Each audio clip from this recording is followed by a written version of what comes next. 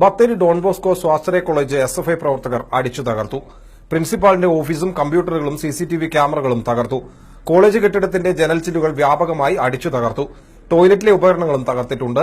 സംഘടനാ പ്രവർത്തനം നടത്തിയതിന് കോളേജിൽ പഠിക്കുന്ന എസ്എഫ്ഐ ജില്ലാ കമ്മിറ്റി അംഗമായ വിദ്യാർത്ഥിയെ കോളേജിൽ നിന്ന് സസ്പെൻഡ് ചെയ്തതിൽ പ്രതിഷേധിച്ച് ജില്ലാ കമ്മിറ്റി നടത്തിയ മാർച്ചിനിടെയാണ് കോളേജ് അടിച്ചു തകർത്തത്.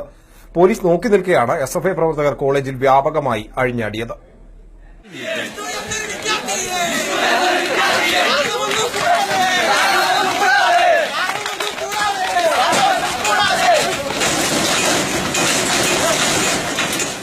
ഇന്ന് രാവിലെ 11:15 കോളേജിലേക്ക് മാർച്ചുമായി എത്തിയ എസ്എഫ്ഐ പ്രവർത്തകർ കോളേജിലേക്ക് ഇരച്ചുകയറി ആക്രമണം നടത്തിയത്.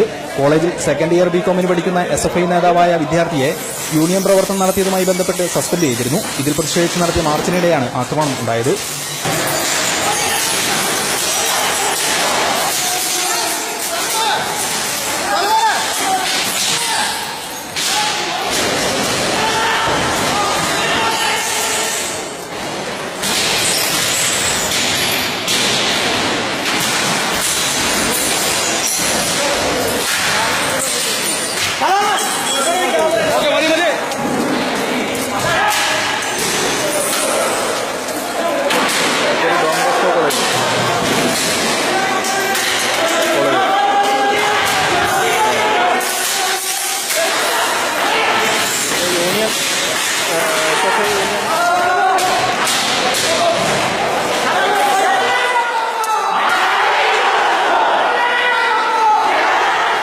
പ്രകടനമായി എത്തിയ 200ഓളം പ്രവർത്തകർ കോളേജ് ഗേറ്റിൽ പോലീസ് തീർത്ത വലയം ഭേദിച്ച് അകത്ത് കടക്കുകയായിരുന്നു. തുടർന്ന് പ്രിൻസിപ്പാളിന്റെ ഓഫീസ് റൂം അടിച്ചു തകർത്തു. ഇവിടെയുണ്ടായിരുന്ന കമ്പ്യൂട്ടറുകളും ചില്ലുകളും തകർത്തു.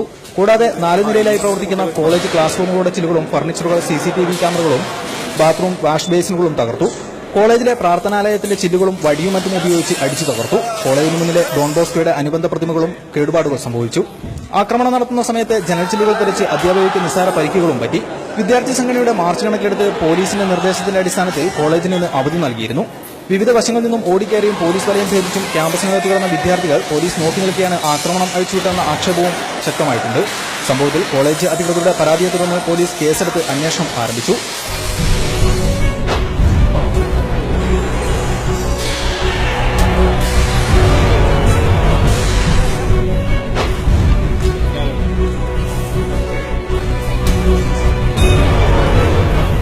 വയനാട് ന്യൂസ്, ബത്തേരി.